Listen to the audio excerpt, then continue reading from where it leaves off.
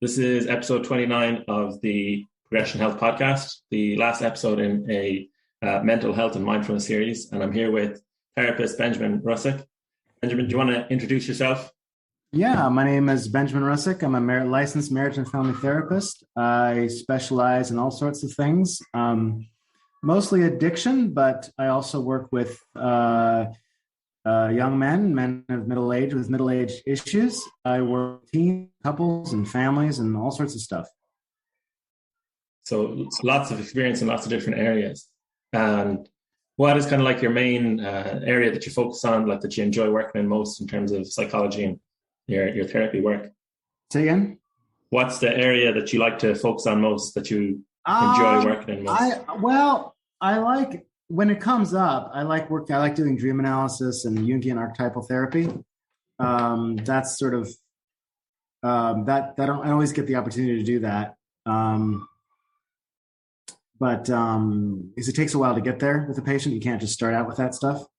But I like looking at, symbols and lots of abstract concepts and stuff, but that's not always useful for folks. Usually they have some basic goals they need to meet, hey, my job's not working out, my relationship's not working out, et cetera. So.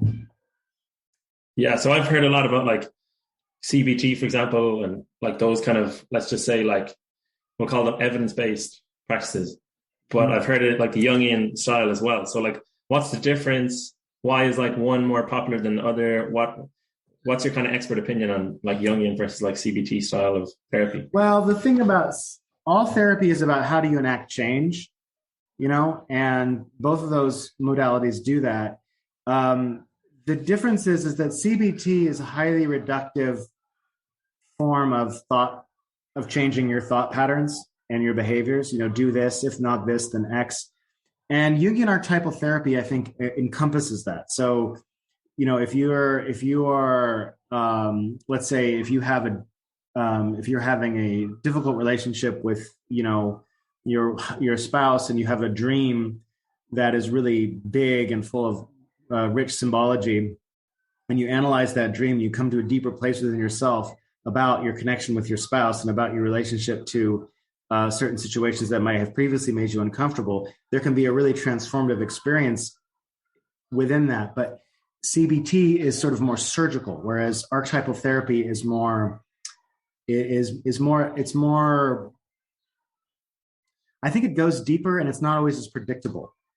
And I think it's richer, and I think it ends up they both end up doing the same thing, but I think archetypal therapy sometimes will get at things that CBT would have missed because CBT is so specific.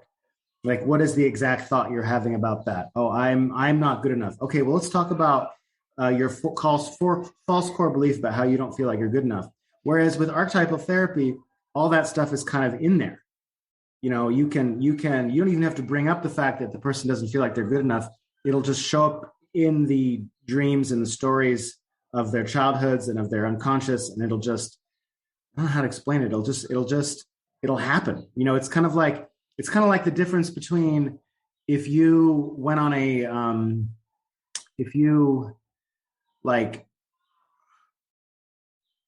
it's like reading about a vacation in a magazine as opposed to actually going on it, Like it's so much more controlled when you're reading about it or reading about a foreign place. But if you actually go there, it's unpredictable. You might get malaria. You don't know what's going to happen to you. But ultimately, it's a deeper, richer, more human experience. And I think that's what Jungian archetypal therapy offers.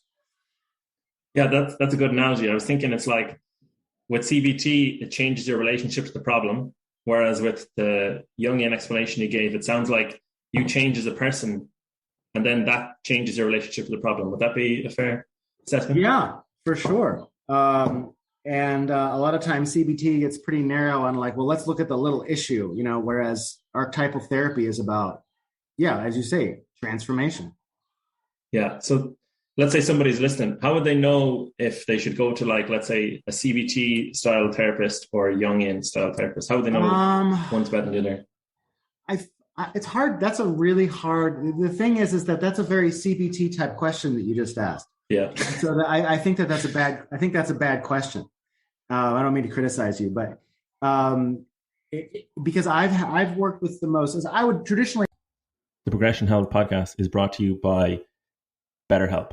BetterHelp is an online therapy service which will help you to more effectively manage your mental health. Mental health is very important, and it's something that all of us are realizing now, especially after the pandemic. During the pandemic, for me especially, it was very challenging, and I reached out to BetterHelp. I tried out a few of their licensed therapists and settled on one for the majority of the pandemic, and I found the help that I received invaluable. And the great thing also is that you can speak to your therapist outside of sessions. If it's not working out, you can switch. It's very affordable. It's really easy to use also. And if someone hasn't tried therapy before, but you're kind of, you're curious, I would highly recommend BetterHelp. So what we've done is we've got a sign up link I'll attach in the show notes. And basically you can get a discount to get started and start improving your mental health today. So BetterHelp for better mental health. The Progression Health podcast has teamed up with TRX. So TRX is a bodyweight training piece of equipment that you can hook up anywhere, anytime. And I highly recommend it. I use it in every session with my clients. I use it to warm up and also for stretching. But if you are traveling, which is where I recommend everyone use it, it's hard to get to a gym. It's hard to find the time, but you could literally work out from your hotel room with the TRX and the door attachment that it has, where it doesn't damage the door, but it gives you an effective workout. I also like to add in other things like glute bands and resistance bands. But once you have the TRX, then you can figure all that out. So get yourself 50% off on the TRX home workout equipment with the code Progression Health TRX and boost your workout effectiveness and consistency. I would say, wow, somebody who is a strict, intellectual who focuses on logic and rationality and measure what you can measure should definitely see a CBT therapist, which is not true, because I've worked with those people, and at first they were very suspect of me and my little shtick, and then all of a sudden, Jungian archetypal therapy opened up a lot of new doors for them because they'd never really gone there, as opposed to somebody who's maybe highly steeped in dreams and is completely into mysticism, needs something a little bit more concrete and reductive like CBT to keep them in line. You just never know. It's a real crapshoot. You've got to really go out there and read about the different modalities and maybe see 2 or 3 different therapists to find out which one is best, or just interview a few therapists to find out which one you think is best for you, which one, speaks to you. It's a hard question to answer. Yeah, that's what I was going to say. It sounds like you should probably try different therapists and their approaches. Mm-hmm. And then therapists should probably also have a few different approaches like the CBT and Jungian. I do. I do family systems as well. I do CBT occasionally. I do narrative therapy, which is a lot like Jungian therapy. I do motivational interviewing, very hardcore solution focused therapy, like let's figure this out. It really depends on what I think the needs of the patient are. If someone's life is on fire, Jungian archetypal therapy is not what they need. They need something more concrete. So to answer your previous question, I would say that if you have a lot of issues, like you're drinking too much, or you're about to get divorced, or you have an anger issue, if you're in a really extreme place, I wouldn't necessarily say that CBT is the way to go, but Jungian archetypal therapy might not be great to address real hardcore short-term problems.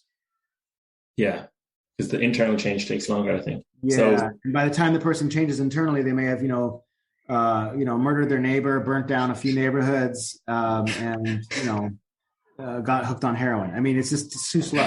Well, hopefully not. Yeah, but that's always possible. You mentioned the family system, so I heard of a type of therapy. It's like, is it internal family systems or IFS? Is that something you've heard of? Well, there's 2. So internal family systems is more about how your inner processes relate. Like if you can have different, I don't know it too well, but it's basically if different parts of your unconscious or your mind are represented by different people, I suppose. And it's like you're getting them to relate and you're getting those different parts of you to talk and to connect, which is, to me, sounds a lot like Jungian archetypal therapy. A lot of these new therapies like attachment theory and stuff there's something called self-psychology, are all cherry-picked Jung, every single one of them. They just take concepts from Jungian therapy, or maybe they both evolve separately, but it sure seems like they have, and they go, oh, look, these things all make sense. Family systems is nothing like that. Family systems is you look at your actual literal family, and the idea is with a family system, let's say if somebody has an addiction issue, you look at the whole family as having the addiction issue. How are the dynamics in the family contributing to the manifestation of an addiction in one person?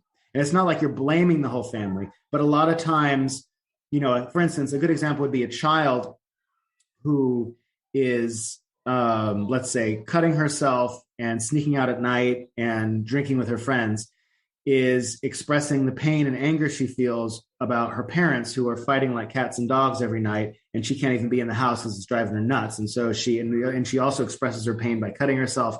And so that's very much, oftentimes with teenagers especially, family systems can be a really strong approach. And you also can look at intergenerational family stuff. So you'll do these things called genograms where you kind of, if I may, like you'll do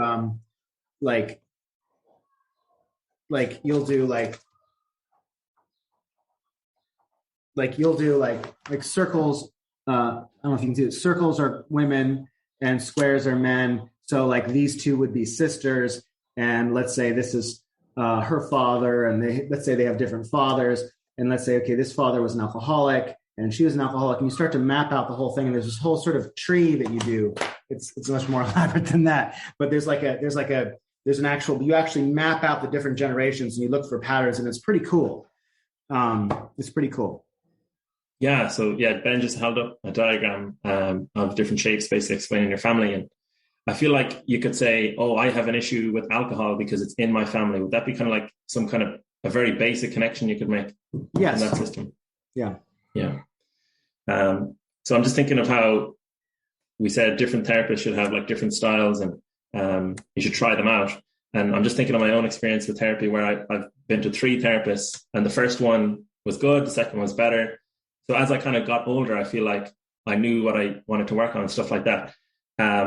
Is that the common sort of experience that people should expect, where the first time they go to therapy, it's not going to work right away? Like it might take, a couple of sessions or a couple of different therapists before they see change in themselves. Like, yeah. I guess, yeah. Well, change is very hard to measure sometimes, because if somebody comes in and they're using drugs and they stop using drugs and suddenly their life gets better, like, wow, the therapy is working. No, not necessarily. You're just not taking drugs. But then again, one could say that you needed to go to therapy to do something better for yourself so that you could allow for transformation. Transformation is also tricky because if you think about a tree that needs watering, if a plant's not getting the water and the sunlight that it needs and the fresh air and the earth it needs, it's going to wither. But a therapist can give you very basic things like, hey, stop using drugs, stop working 90 hours a week.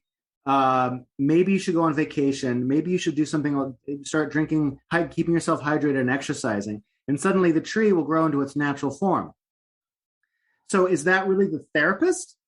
So that's more like I think a better way of saying it is when do you notice that the therapeutic process is enacting change, not necessarily the therapist. So, and as far as deeper long-term change, it's the thing about it is that's really the trickiest part of it, because what you're really talking about is an increase in consciousness, and nobody really knows what consciousness is in the first place. But that, like, say, the Ross from 2 years ago would have if you could speak to yourself of 5 years ago, you'd have a lot to say to that person about life and growing and stuff. And you can't measure, but your consciousness has increased. So therapy is really about growth of consciousness, and how that happens is it's very hard to say. It seems to be that you've got to find out what your work is with a capital W. Like some people have their work is working on their self-esteem. Other people, it's reducing their anxiety. It's forgive, or maybe they're angry at their mother or their father, or maybe they're highly impulsive people. You got to find out what your work is and sort of carry your work with you wherever you go. And like, oh, this is my work, and I'm in this situation now. And I remember this conversation I had in therapy where I get really nervous around, when I meet men my age, okay, I should step into the moment here instead of running like hell, and is that the therapy doing it, or is it the person using the things that they learned in therapy to help themselves grow in their everyday life? If that makes any sense. Yeah, absolutely. It's kind of like when you work with a therapist, you hire somebody sort of like in your corner to kind of give you yeah rational sort of feedback. They're like a referee sort of, and a mentor, and a this and a that. But the process is really up to the patient. Yeah, they can't be forced to. A therapist would never force someone to do anything. Well, they can't. I mean, sometimes I wish I could. Yeah, absolutely. So, you spoke a little bit about addiction and that you've done work in addiction. Could you just explain what is addiction? Addiction is any substance or process. So a process would be like sex or gambling or spending money that you are engaged in that is causing damage to your life, and you're doing it anyway, and you can't stop. That's what addiction is. So you can be addicted to anything. So if you're playing video games, let's say there's somebody's playing video games for 4 hours a day, and his girlfriend says, "You're addicted to video games. You're playing 4 hours a day." Well, it's not really hurting his life. If let's say he's making plenty of money, everything's working in his life. The only thing that's kind of not going so great is his girlfriend's kind of annoyed at that. Then is that really an addiction? Not in my opinion. But if he's playing video games 4 hours a day and he's missing work, and his children are running amok because he's not parenting, or he's not taking care of himself, he's not exercising, and his body is going to crap, and he knows that, and he keeps playing video games anyway, then he's got himself an addiction. So could we be addicted to like anything, for example? And you can fill in those blanks. You can be addicted to vacuuming your hall carpet. I mean, whatever it is, it's just how often do you see these things happen? I'm getting more and more patients who are addicted to marijuana. And not because marijuana is necessarily good or bad, but because they're smoking marijuana and they're noticing that smoking marijuana is harming their lives and they can't stop. So they come see me, right? And video games too. Porn is a big addiction. See a lot of that.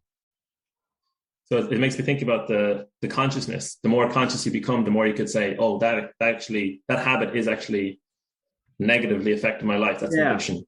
Yeah, and so the more awake you become, you become awake to little patterns and little addictions here and there. I recently quit watching online videos. I was watching these horrible TikTok videos, and it was really destroying my sleep, and I didn't know it. And was I addicted to TikTok? I guess I kind of was, because it was doing damage to my life. I didn't know it was doing damage to my life. And I stopped. And so was it an addiction because I could stop? Maybe it wasn't, I don't know. I just didn't know it was a bad habit. I didn't know that it was hurting me. Yeah. So that's stopping. So is addiction like curable, or is it just, we just try and manage it over the life course? You manage it. Addiction isn't usually cured. It's outgrown, which is very different, because it's like a little, if you stub your toe, I use this analogy a lot, and you're 5 years old, it's a big deal. But when you stub your toe as an adult, it's whatever. It still hurts. And addiction is kind of like that. As you grow as a person, as you experience an expansion of your own personality, your ability to manage, let's say, a craving for heroin is, you just have more resources. You might have a bigger community. You've got a bigger space in your heart and your mind to be able to deal with all that stuff. Yeah, that's actually my own experience with alcohol, where I had the case for drinking versus being, I just call it sober. It just kind of like the community, the resources I had to be sober. Not that I had an addiction, but I just didn't like the relationship I was having. Kind of like the TikTok example. It was like the resources I had to stop, which just became stronger, and I outgrew it over time. Is there any kind of recipe or formula to build that sort of to outgrow an addiction that you know of? So if somebody has if somebody has an addiction or some negative habit that's affecting their quality of life, is there any formula or sort of guidelines you could give for them to outgrow the negative habit? Um, well, it depends how severe it is. I mean, if someone's a junkie wandering the Tenderloin, I don't think I could, I couldn't do that. Um, well, you start by looking at how many hours of sleep that you get a night. Yeah. You should be getting at least 7.5 hours of sleep per night, every night. Um, are you in good physical health? How are your relationships in your life? Start looking at your life the way you would look at your own life kind of objectively, if you can. And that's what a therapist can help you do. And see if you're satisfied. See if you like the scores that you get. And if you don't, what are you going to do about it? It's difficult for people to look at their lives objectively. It really is hard to do that. I challenge anyone to do it. Most people are wrapped up in either with fantasies of what they think they have or what they think they're being deprived of. There are a lot of resentments and entitlements, and they're just wrapped up in all these fantasies that have nothing to do with actually what's happening in their life. Like, they're always looking to the future or looking to the past about one thing or another, and they're not actually addressing what's actually happening to them. So yeah. Yeah. So then, does social media have anything to do with that? Like, as in, just for people's general mental health? Well, yeah. I mean, social media attacks the ego and says we're doing better than you, and if you don't have these things, you're not a decent human being, and you're going to suffer, and that you are suffering, because you're not eating this really cool, you're not drinking this mojito in this really cool patio out on this serene, cove in Mexico, with you know what I'm saying. It's like it's a big ego war out there, basically, and everyone's comparing everything to each other, and it's just people aren't actually trying to get information. They're trying to it's like they're trying to prove something to everybody else, and it's horrible. And the thing about social media also is that it's done in the name of connection, but the more connection there is in social media, the less connection there is in reality. It's extraordinary how much connection is missing from our culture. I mean, I can't measure any of this, but my sense is that there's a what's the word, a negative correlation or something or other between the rise of connection, electronic connection, and the fall of soul connection. I would say they're directly negatively correlated. Like a negative feedback loop. It's kind of like the more people connect on social media, the less in person. The less they connect in person. I mean, when's the last time you talked to your neighbors? If we didn't have social media, if we didn't have, this is a little extreme, if we didn't have telephones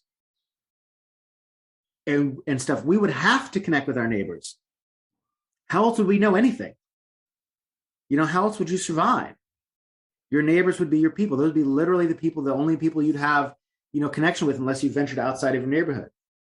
So technology is really, really useful, but it's incredibly divisive and isolating.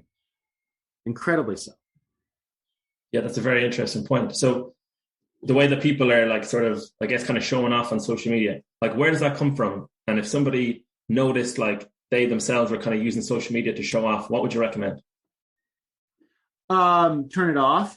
There we go. Just, yeah, done. Turn it off. I mean, I unfollow a lot of people on Facebook that I find just like, look at me and my amazing life. It's like, look how early I got up in the morning to work out. Fuck you. I don't care that you're deadlifting at 5 a.m. That's we were mentally ill for doing that.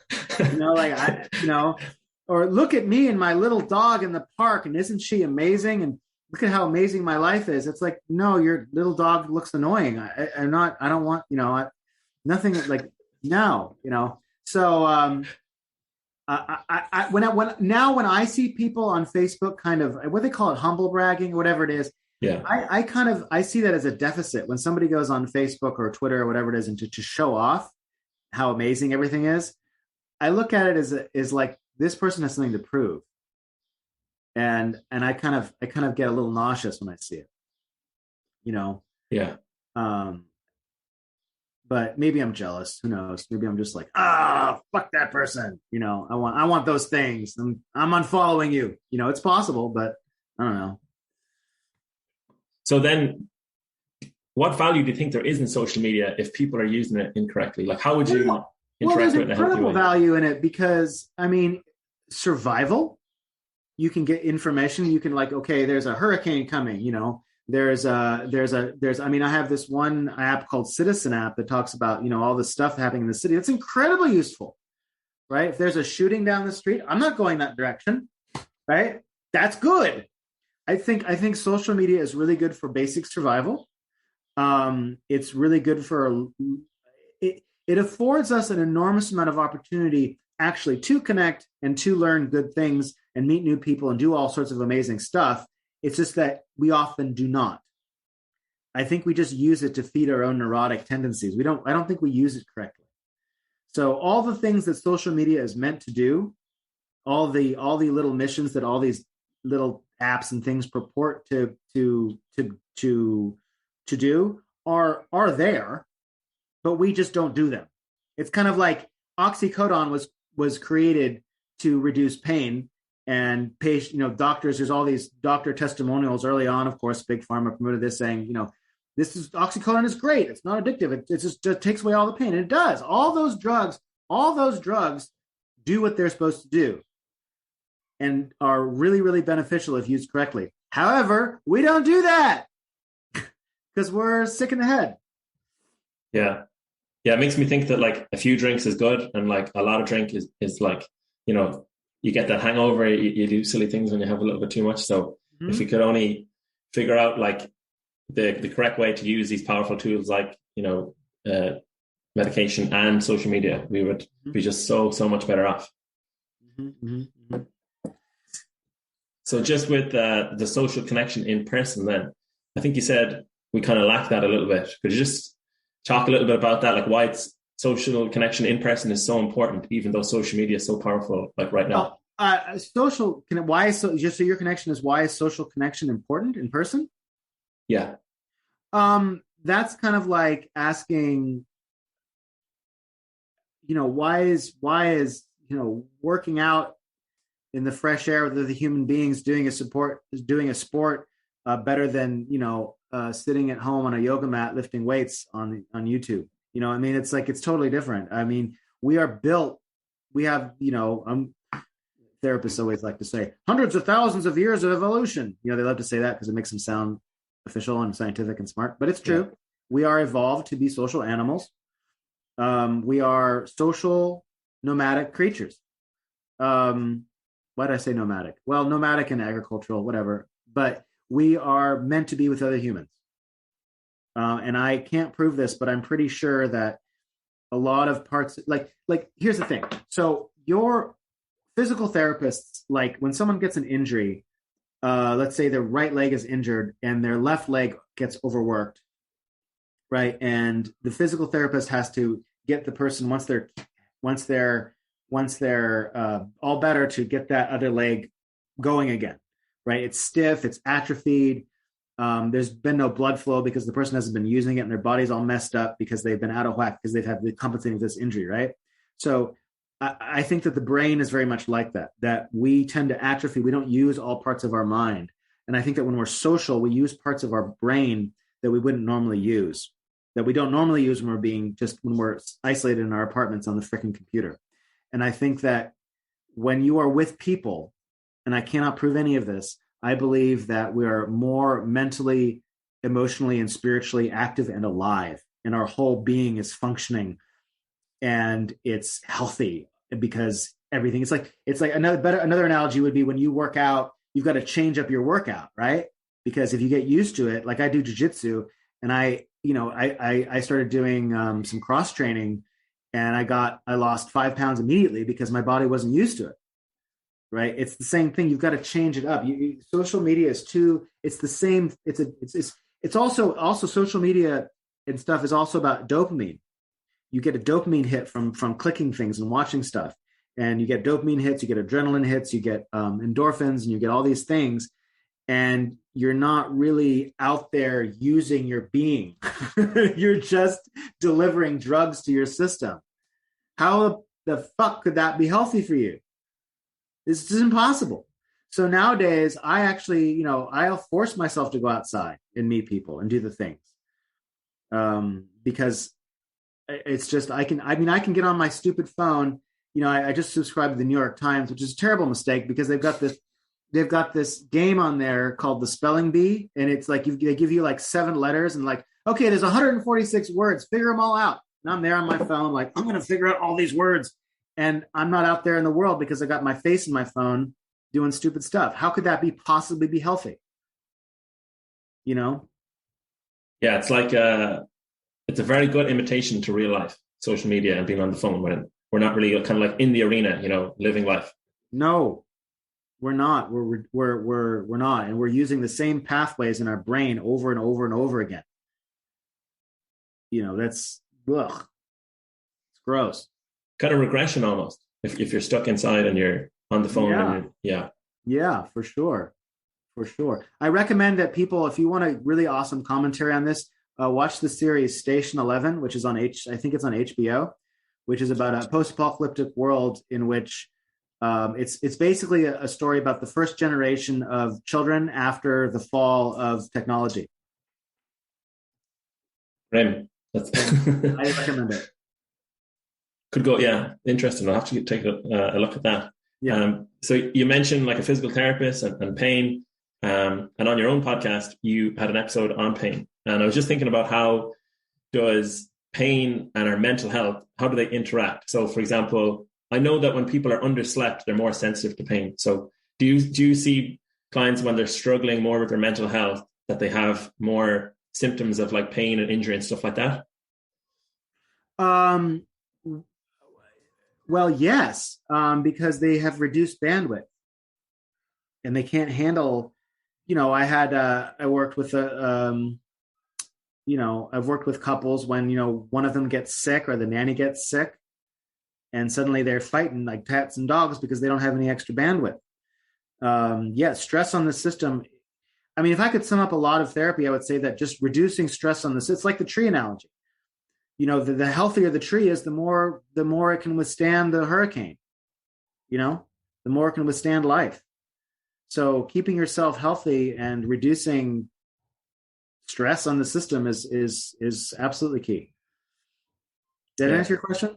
Yeah, it kind of makes me think that with therapy, it helps you to like plug your roots further into the ground, where the therapist can kind of be like, the new trees that are planted and they might have a post beside them that props them up a bit, Yeah. Maybe not that literal, but like kind of like basically support for the bandwidth, as you say. Yeah.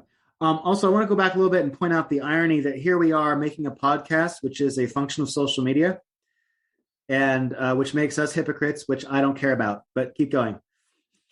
Yeah, it's like one rule for everybody else and another rule for us. Yeah, but fuck them. So anyway, keep going. Yeah. And then also you mentioned sleep a little bit. So then just like how common is it that people who their mental health isn't as well, the bandwidth isn't as high as they'd like it to be? How often is it that they're also undersleeping? Like 80% of the time. Wow. Yeah. In my practice, not necessarily, that's not the world, but they're like, I'm getting 6 hours a night. Like it's nothing. Like, you out of your brain? 6 hours, I want to grab them and shake them. No, sleep is more important than food. It goes this is my hierarchy of needs go air, like oxygen. Then next is water. And then next is sleep and then food. Yeah. Yeah. And then what are kind of like some typical like kind of mental health, like sort of symptoms where the people are not sleeping enough? What will people notice with their mental health, like kind of signs that it's declining because they're underslept? Higher anxiety, higher depression, higher appetite. Actually, when you don't sleep enough, you crave junk food. There's actual science behind that. I'm sure you're aware of it. Weight gain, shorter fuse, snappish, reduced ability to perform at work. You're just not as smart when you're not sleeping in as much. You're not as nice of a person, it sounds like. Yeah, well, you're just not as efficient as a person. Yeah. They've done multiple studies, on dozens of studies on this stuff, where your capacity to remember stuff and do things with accuracy drops by sometimes like 1,000% if you don't sleep enough, like 1,000%, you know? So yeah, sleep, folks. I make sleep is one of my number one priorities. Anyway. Yeah, you have such a demanding job that you need to perform well. So Yeah, I can't afford to go to work tired. You know? Yeah.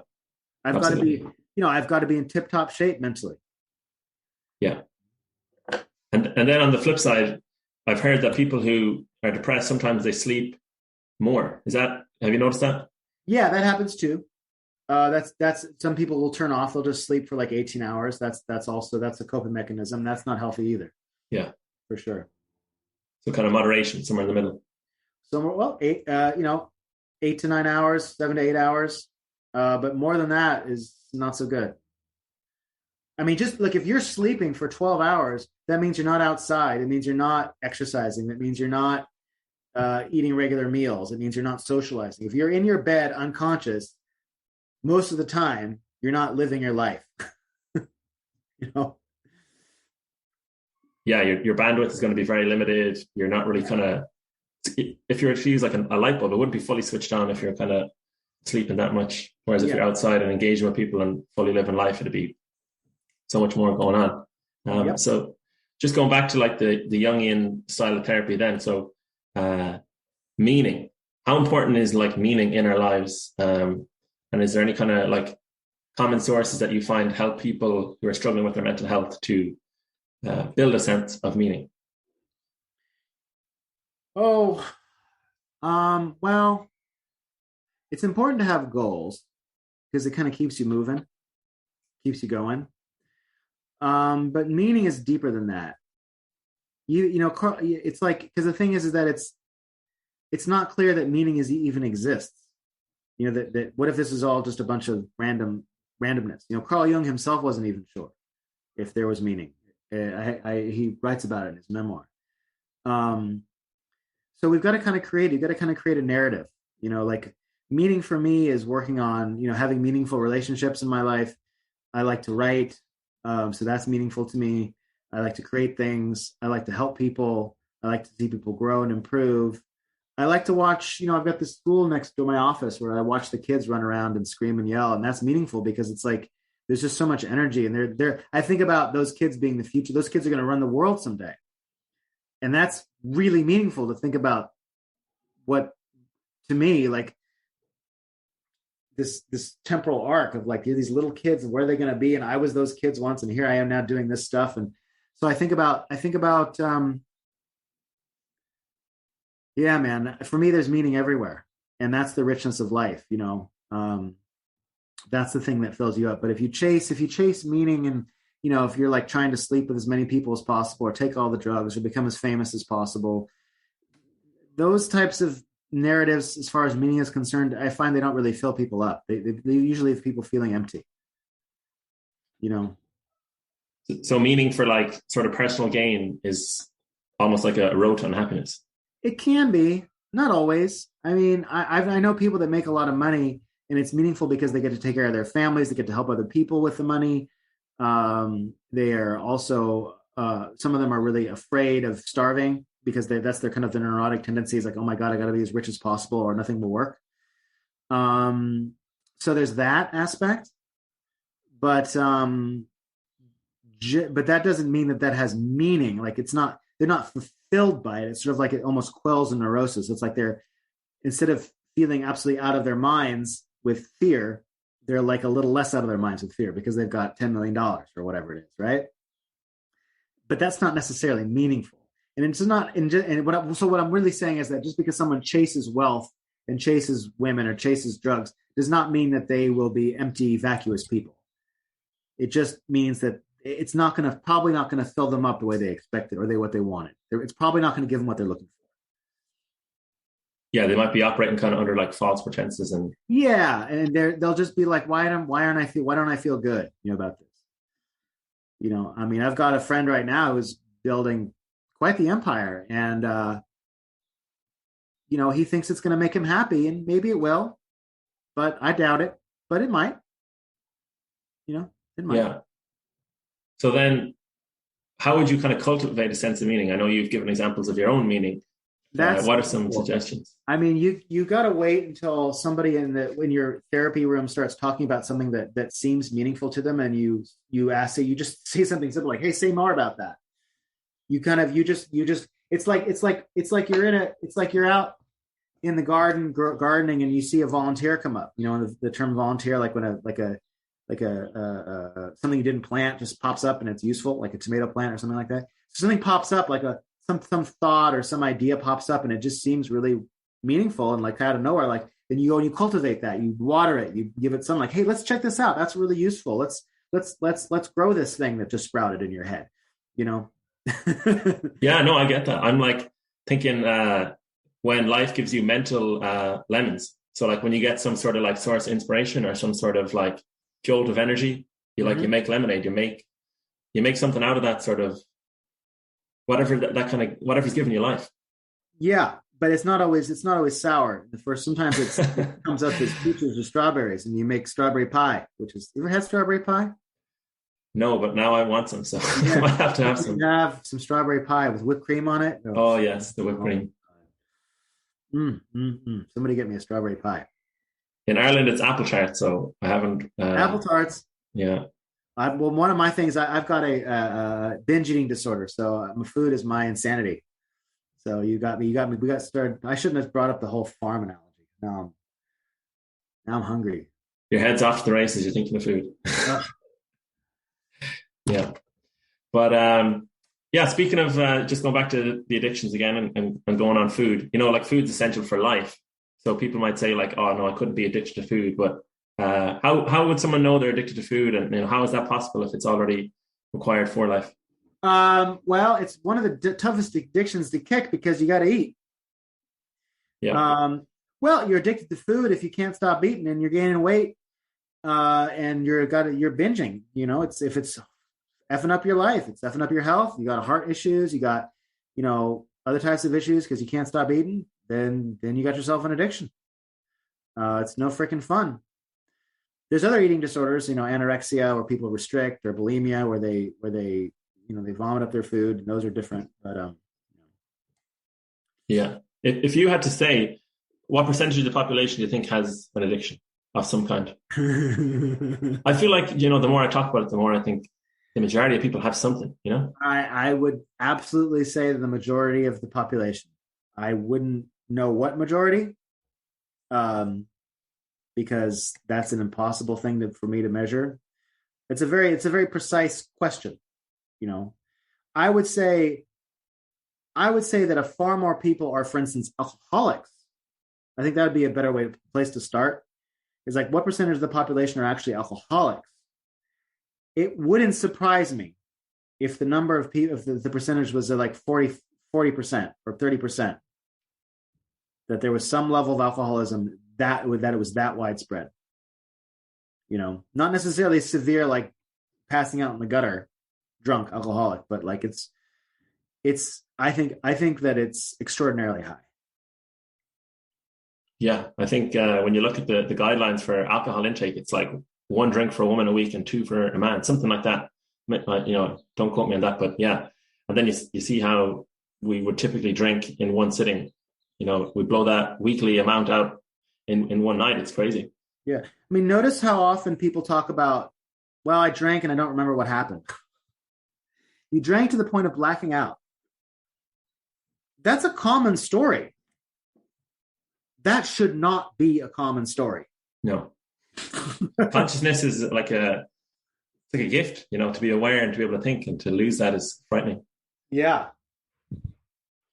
Yeah, I remember watching a game recently, and a guy I got talking to at the bar was like, "Oh yeah, I drove home drunk. I shouldn't do that." Yeah, you think? That was the second time. That was the second time I did that. Oh, that was terrible. I shouldn't do it. And I'm just like, what's going on here? You're telling me you shouldn't do it, but you did it twice. It's like such a disconnect.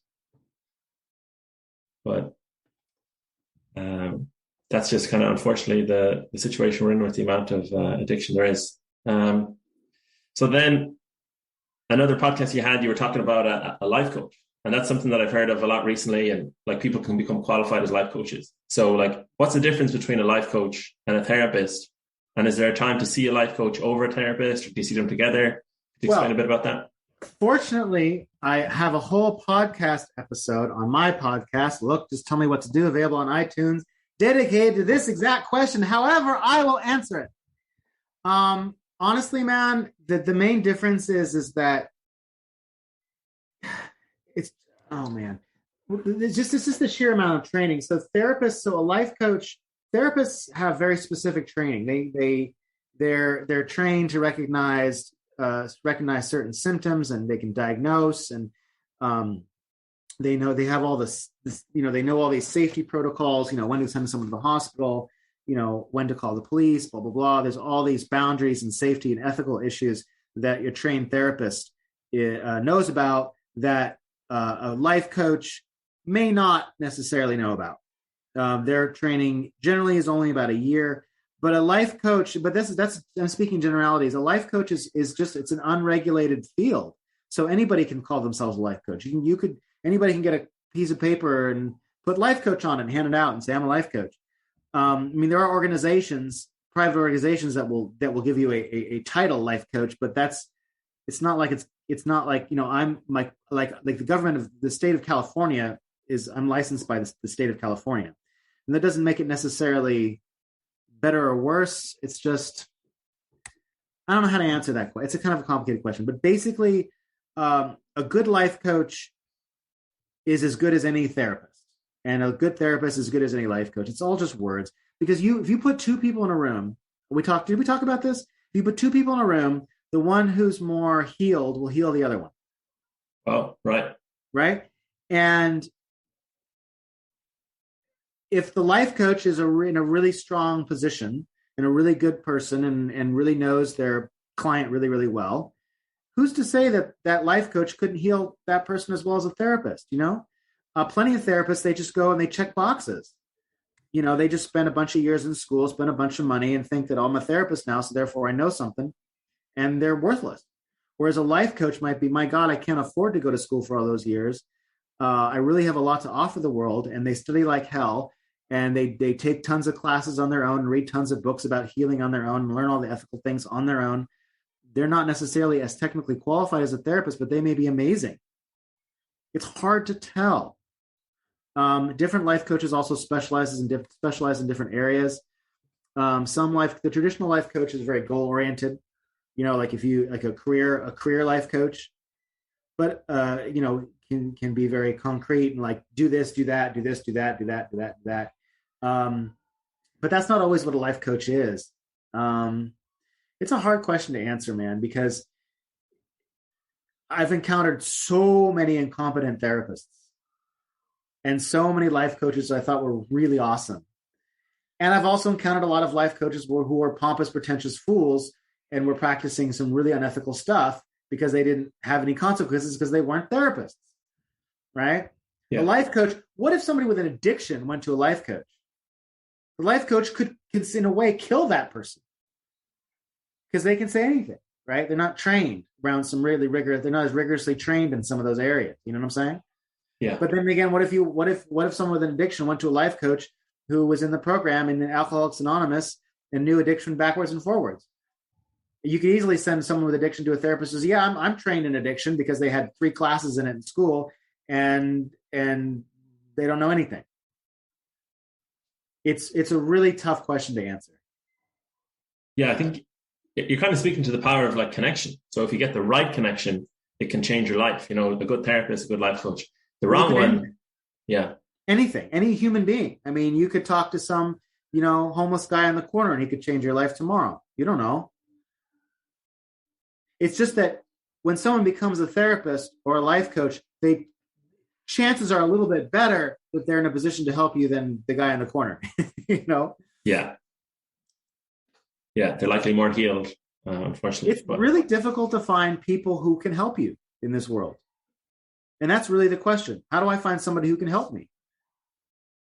Yeah. So you're making me think of gurus and how gurus have risen in popularity in just different areas. Like one of my clients just said, I have a guru and, teach me exercise and stuff. And then when I heard about this guru, I was kind of like, I don't know about the relationship this guru has with their, exercise habits. She sounded very like unwavering and uncompromising to the client. So, what does that say, that there's a rise? Do you think there's a rise in gurus in different fields in the world? And what do you think that says? Oh, I mean, I think people are looking for family and connection. And I think gurus give that they kind of mainline that, Sort of monetize it. Yeah, they monetize it. I mean, a guru can be a great thing and a guru can be a terrible thing. One of the real traps of a guru is they make people feel like they're experiencing love by identifying with, you come in and you identify with everybody else in the group and they instantly love you because you're following all their ideas. But the problem is if you suddenly start to individuate a little bit and have separate ideas, a lot of times you'll get kicked out of the group or you'll be chastised or ostracized by the group. And that can be really painful. So there's a lot of things that come along with gurus that are pretty risky. I think the rise, if there's indeed a rise of gurudom right now, I think it's a result of a lack of sense of connection and family and belonging and home, and fragmentation in the world, just increased fragmentation in the world. Yeah, that sounds pretty sad that there's a lack of like family and connection. Do you think that trend is real? Without question. Yeah, that goes back to our earlier conversation around technology and social media. Okay, and then just to kind of circle back a little bit again, so social media, just to be clear, it's kind of like an inadequate way to connect. There's no replacing the real in-person connection. Yeah, it replaces everything. Terrible. Yeah. So then, what are some ways that people can get back that connection that they're kind of losing nowadays? Like, is there any sort of easy way to do that? No. To start. No. Walk outside your front door and wave to your freaking neighbor. How about that? Call your mom. Go hang out with your siblings. Go call 3 friends a day and ask them how they are. Start going to church on Sundays. I'm not a huge advocate for religion, but whatever. Join a pickup soccer team. Go to that barbecue that you were invited to. Do social things. Do basic unsexy things that have people in them. It's really simple. It really is, but that's almost the hard. It's so bizarre. It's like that's the hard thing to do nowadays. It feels like. Yeah, because we're so busy with all the stupid projects that we've given ourselves technologically, wrapped up with meeting deadlines and doing the things and all this stuff. And it's like all this social media shit and all this tech and all these modern contraptions that we think are so awesome. We're caught up in the creation of those things. To what end? It's like we're building bridges to nowhere. It's amazing. We're like building bridges away from each other. Yeah. And like, oh my God, look at this incredible bridge I'm building. We got to create more tools to make this an even better bridge. Look at the color of this bridge. Oh, wow. Look, this one goes all the way out into the Pacific Ocean. This bridge is like 80 miles long. Look at that. Isn't that incredible? You know what it needs? It needs another bridge next to it. And like, Well, it's crazy you say that because we have Elon Musk trying to go to Mars. So he's building a bridge to Mars, a metaphorical bridge. And then we have Meta as well. So like we're building bridges away from each other, like literally and figuratively, which it's frightening. So to finish on a happy note, depression. So you have some episodes on depression, and I think depression is pretty I guess the question I could ask is, with depression, do you think some people could be depressed and not know it? Or what are your thoughts around it? For sure. Yeah, because you can be gradually sliding down and down and down and not know it. Yeah, for sure. You got to look for telltale signs, or how active you are, and it's not easy because it can be so subtle. Yeah. Yeah. And is it likely that we would all experience, so twofold question, depression at some point in our lives and also addiction? Yeah.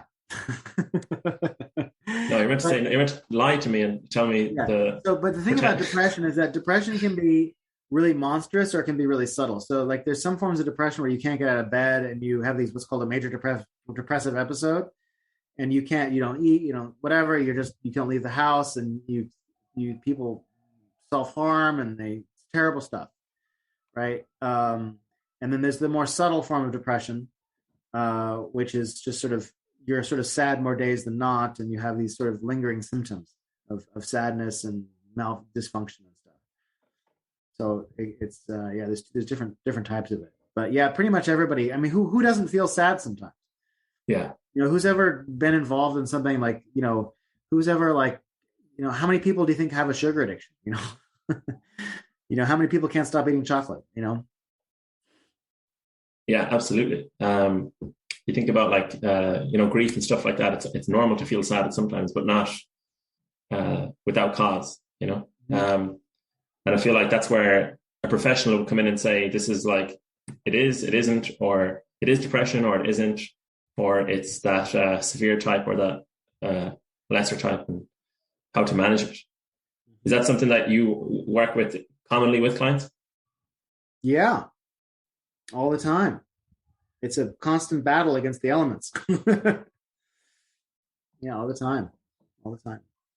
To get back to our roots and sort of connect. Yeah. In real life. Yeah. Yeah. Most, Carl Jung said, and we can kind of maybe close out on this one idea. Carl Jung said he was tired of trying to spearhead individual neurosis or individual bad habits that people had or bad ideas. And he was more interested in just the growth of the person, because as you grow and you become more yourself, more expansively you, and as you consciousness increases, all your bad habits will sort of ameliorate. They'll sort of slough off. They'll flake away. They'll float away into space, And really, it's about growth. So if you've got a major issue, most of the time, spearheading that issue is not the solution. It's your own personal growth that will take care of that problem. To me, that means a rising tide raises all boats. A what? A rising tide raises all boats, to sort of just grossly oversimplify your really eloquent quote. Yeah. But absolutely. Brilliant. Benjamin, thanks very much for your time. It's been a really interesting episode. All right. And I'll attach all your links and everything to the show notes so that people can find you and check out your own podcast. All right. Thank you so much, sir. Great. Thank you very much. Bye-bye.